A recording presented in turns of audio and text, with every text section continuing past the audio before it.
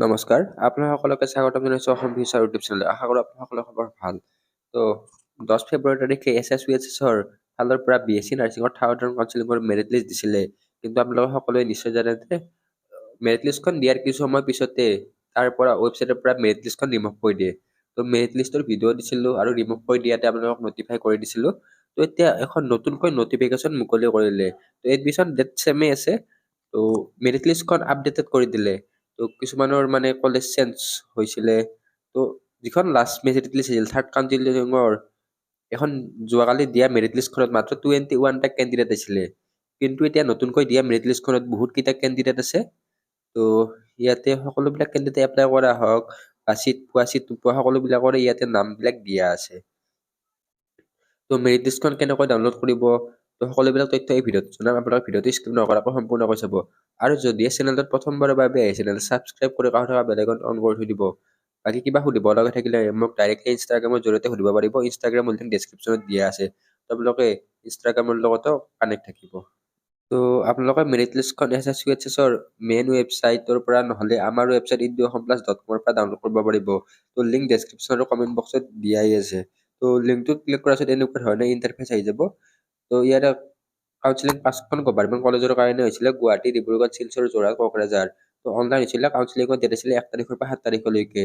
তো এতিয়া মেৰিট লিষ্টখন অফিচিয়েলি মুকলি কৰিলে আৰু SSVHSৰ ৱেবছাইটটো আগৰ ৱেবছাইটটো ssvhs.in আছিল, কিন্তু এতিয়া ssvhs.ac.in হৈছে। তো ৱেবছাইটটো চেঞ্জ হৈছে।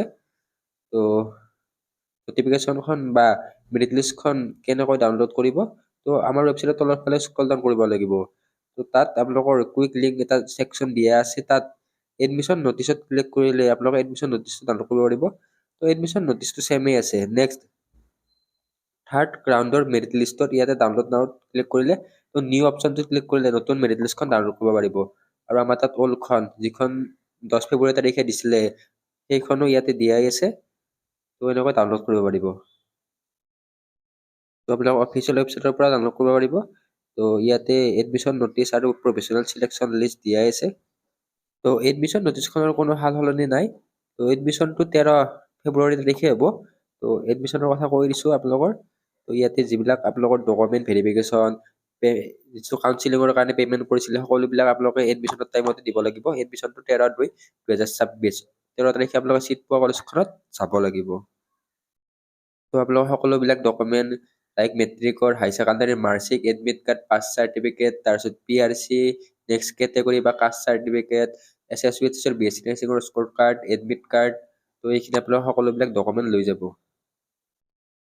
আৰু আপোনালোকৰ এডমিশ্যনৰ ফিজটোৰ কথা বহুতে সোধে, কিমান মান লৈ যাব। তো আপোনালোকৰ এটা 15,000 পৰা 20,000 টকা এডমিশ্যনৰ কাৰণে লৈ যাব। তো সকলোবিলাক হোষ্টেলৰ পৰা ইনক্লুড কৰি কেনে সকলোবিলাকৰ কাৰণে 15,000 পৰা 20,000 টকা এটা লৈ যাব।